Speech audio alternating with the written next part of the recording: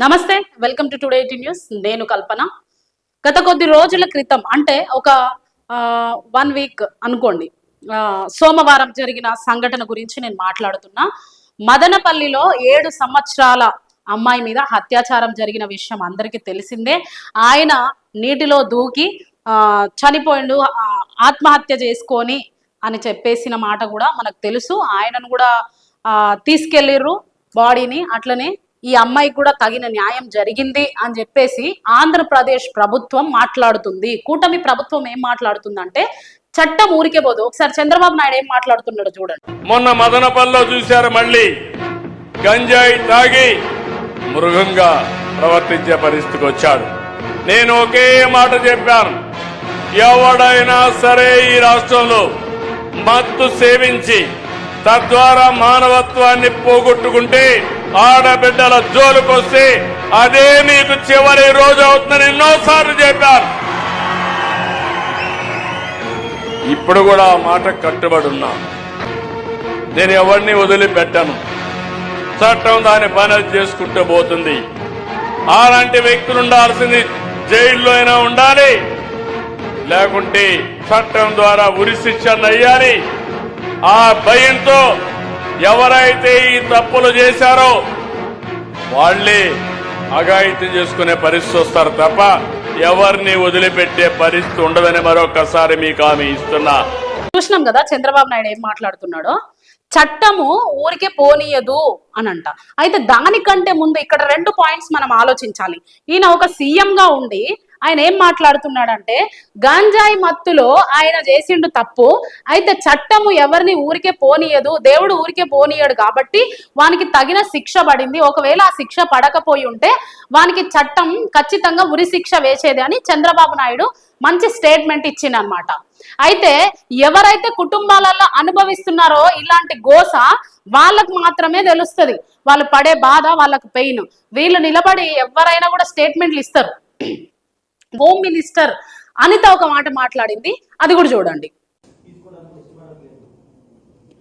అతను యాక్చువల్గా గాంజా మత్తులో ఉన్నాడు, గాంజా కూడా అలవాటు ఉన్న పరిస్థితి. యాక్చువల్గా మీ అందరికీ తెలుసు, నేను ఎంత హీట్ జనరేట్ అయిందో మీ అందరికీ కూడా తెలుసు. అందరం కూడా బాధపడ్డాం. దానికి మనస్తాపం చెంది ఆత్మహత్య చేసుకున్నాం. చూడండి, ఈమె కూడా 2 మాటలు మాట్లాడుతుంది ఇందులో. ఆయన గంజాయి మత్తులో ఉండి అలా చేసిండు, చేసిన తర్వాత మత్తులో నుండి బయటికి వచ్చినాక పశ్చాత్తాపంతో ఆత్మహత్య చేసుకున్నాడు అని ఆమె కూడా మంచి స్టేట్మెంట్ ఇచ్చింది. సో కూటమి ప్రభుత్వం తీరు ఎట్లుందో మీరే చూడండి ప్రజలారా. ఇందులో కూటమి ప్రభుత్వం ఉండని ఇంకే ప్రభుత్వం అయినా ఉండని, ఇప్పుడు అధికారంలో కూటమి ప్రభుత్వం ఉంది కాబట్టి నేను అడుగుతున్నా, అధికారంలో మీరుండి ఏం చేస్తున్నారు? మరి ఎంత నిస్సిగ్గుగా చెప్తున్నారు, ఎంత బుద్ధి లేకుండా చెప్తున్నారు, నిస్సిగ్గుగా ఏమని చెప్తున్నారంటే, మీరున్న పొజిషన్ ఒకరు సీఎం, ఇంకొకరు హోమ్ మినిస్టర్. హోమ్ మినిస్టర్ చేతిలో మొత్తం చట్టమే ఉంటది. మరి గంజాయి ఎక్కడి నుండి సరఫరా అవుతుంది? ఎంత ఈజీగా స్టేట్మెంట్స్ ఇస్తున్నారు మీరు. ప్రతిపక్షంలో మీరున్నప్పుడు ఏమన్నారు? మేము అధికారంలోకి వస్తే గాంజాయి కాదు, ఈ అత్యాచారాలు కాదు, ఇవన్నీ ఏవి జరగనివ్వము అని అంటున్నారు.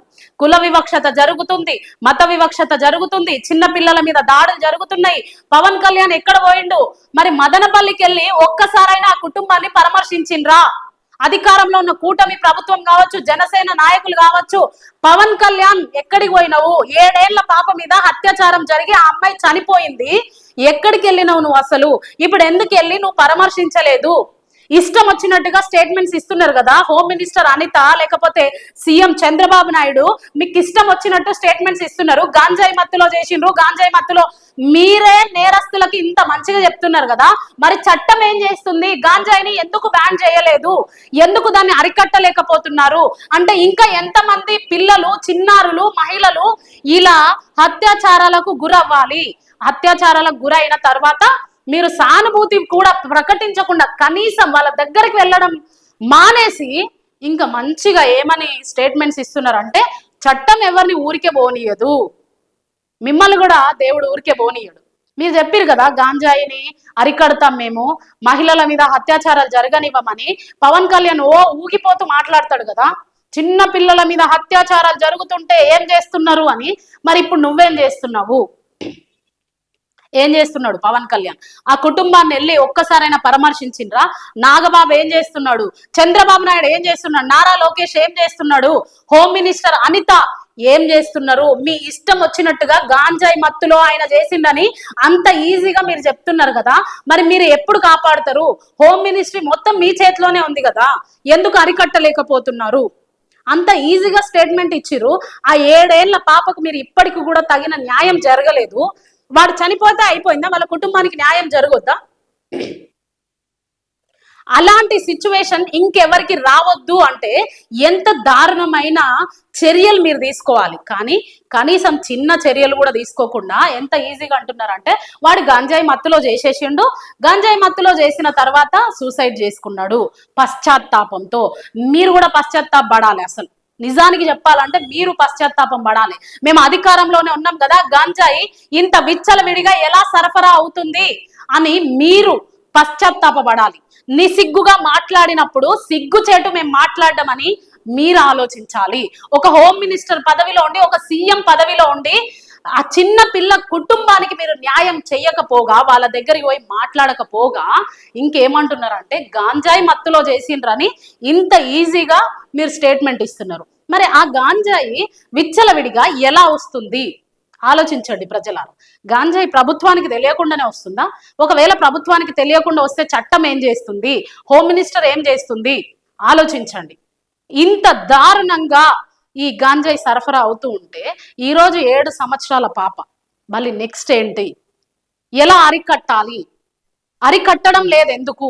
విచ్చలవిడిగా స్టేట్మెంట్స్ ఇచ్చేసి వెళ్ళిపోతే అక్కడ ఏడుస్తూ బాధపడుతున్న కుటుంబానికి ఎవరు న్యాయం చేయాలి? పోయిన ఈ 7 సంవత్సరాల పాప తిరిగి రాదు. నా వాదన ఏంటంటే, నేను అడిగేది ఏంటంటే, పోయిన ఈ 7 సంవత్సరాల పాప తిరిగి రాదు. కానీ ఈ గంజాయి మత్తులో ఇలా చేసిండు అని ఈ హోమ్ మినిస్టర్ పదవిలో ఉండి, సీఎం పదవిలో ఉండి ఆయన చెప్పడము ఇక్కడ బాధాకరం. అసలు గంజాయి మత్తులో ఉండి చేసిండని మీరే ఇంత డేర్గా స్టేట్మెంట్ ఇస్తే గంజాయి తాగేటోళ్ళు తాగరా? ఇంకా గంజాయి సరఫరా చేసేటోళ్ళు చేయరా? ఆలోచించండి ప్రజలారా, ఒక్కసారి ఆలోచించండి. ఇప్పటికైనా ప్రభుత్వం స్పందించి గంజాయిని బ్యాన్ చేయాల్సిందిగా మేము కోరుకుంటున్నాం.